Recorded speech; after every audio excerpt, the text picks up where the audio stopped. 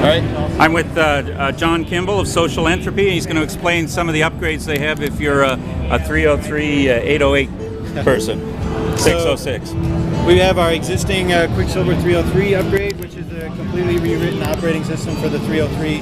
It doesn't affect the sound generation circuits. It's all about the control capability. It gives it completely new capabilities in terms of writing patterns. You've got the ability to do everything while the sequencer is running now. You can do real-time recording.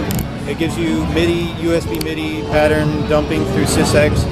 It gives you the capability to control the filter as well. Directly into the pattern you can program in filter changes. You've got a lot of real-time capabilities in adding accents and slides and doing interesting things. That's currently available. The next thing we released was the... what's the price? The base price for the CPU is $275 now with free installation or free shipping. And then we have the Midi, which is an option for that for $15. So, and really, my understanding is these CPUs are hard soldered into the board.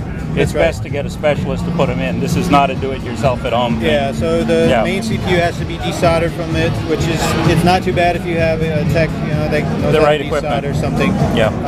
The harder part is to mount the MIDI jacks on the back, which we use a CNC machine to route out the holes for the MIDI ports on the back, which I can show you, I guess.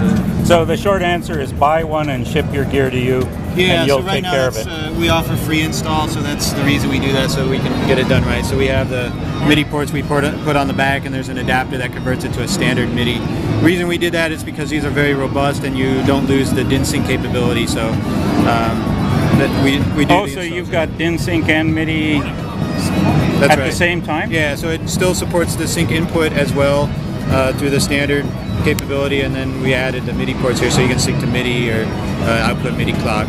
So if you use, the red button from Australia to turn off the MIDI, and you've got DIN sync happening, everything's going to keep going until like you bring the MIDI switch, in. Yeah, the Mungo switch. I think so. I mean, I haven't used it, but we wrote it so that if it loses clock from MIDI, it will default back into the internal clock, and then when it resumes master clock, if we receive a new start signal or a new clock, it will actually resync the pattern and continue on. So you can use that sort of to disconnect it from the master clock. And I think that's similar to what the Mungo switch does as well. So that's the 303.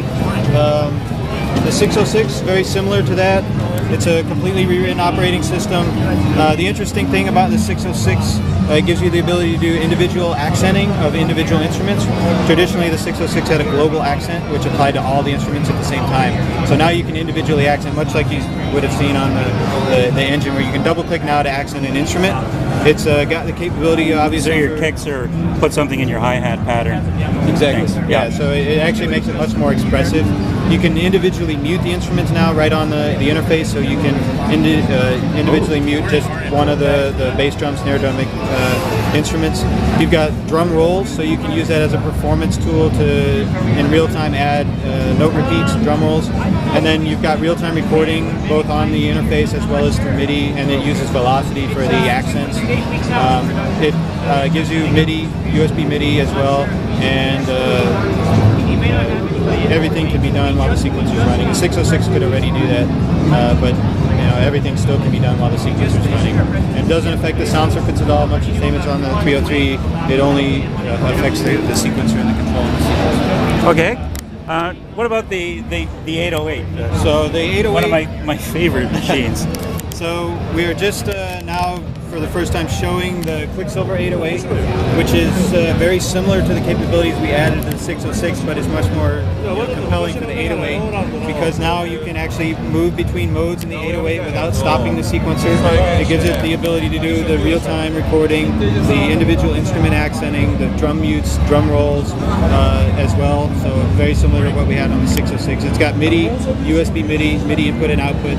And with the 808, we actually use existing holes in the back of the machine, so you don't need to drill any holes to add the MIDI ports now. Yep. So that was critical for us, that you didn't have to demolish your beautiful 808 to install the CPU. And are you giving up a DIN sync connection or something? No, so go around here and I'll show you. So on the back of it, we've got the fill switch and the start and stop switch. We've sort of hijacked those now for these mini ports that you can use to connect an adapter. And get that's a good MIDI. choice. So you've still got the standard DIN sync capability as well now as the MIDI capability. And obviously you don't need to drill any holes to do it that way. Yeah. And then as well, show me what you've done with the power cord. You've done something unusual there. yeah, I got sort of tired of wrapping the power cord, so I actually got one of those adapters. I mean, that's not part of the install. I just But that's a nice touch. Yeah, so A nice touch. Very like practical.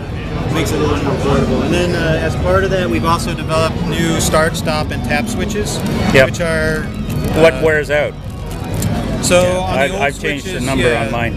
They've sort of become unobtainable for the original part. Yep. So we use now Cherry keyboard switches from computer keyboards, which have a very long lifetime. It's got a certain spring tension to it that we tried to get matched as closely as possible to the original feel of the 808. Yep. And we use 3D printing to print the undercap to fit the stem of the Cherry switch. And then you take the clear cap and the label from the original 808 switch, and it fits right on top of there.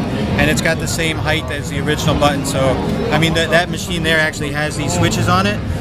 So that's what it looks like after they've been installed. Yeah, I redid all the switches and pots on mine, but not the tap, start, stop. And these guys are pretty much unobtainable now. So in terms of the new functionality of the CPU, it's critical that those buttons are functional. So we thought it was a necessary requirement to have new buttons for the 808 too. So okay.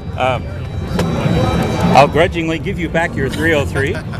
well, if you look at what it's been through, it maybe. Oh yeah, but Road Warriors. Exactly. Yeah, I love the look of a used machine. So. My favorite Leslie is just so beat up. And is that the cable that these you're are using? the converters. So we use the same converters for the 303, 606, and 808. Yep. One of the reasons we did that is because you can get these manufactured already, and they're very robust. They're not something you have to. They're not proprietary, or I lost the special. You can pick these up at Fry's. Actually, I mean they're still available. So that's one of the reasons we chose to use the MIDI converter.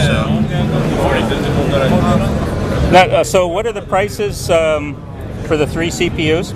So we're probably going to have them all the same.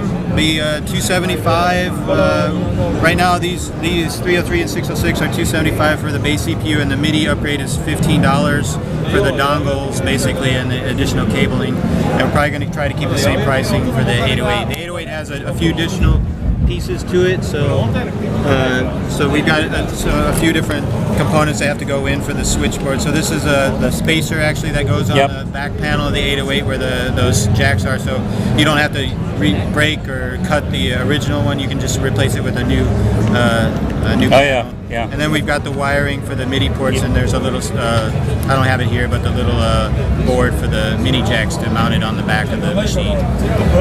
Obviously you got the USB capability as well. That goes in the battery compartment. So that's a quick run through of what we've got here today. Wow. If you want a sticker, we got a sticker.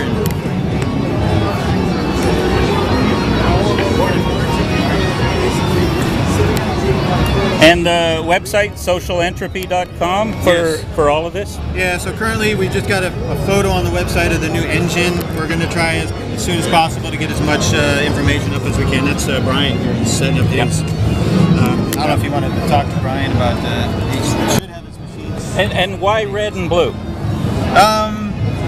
We wanted to give the option. I like the blue personally, but I also like the red.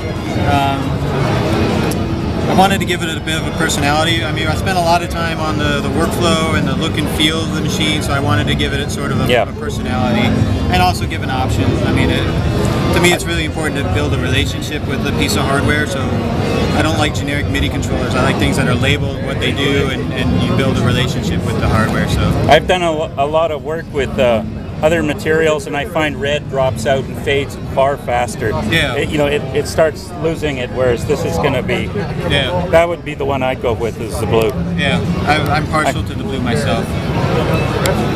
Okay, and this. All right. Thank you. Definitely.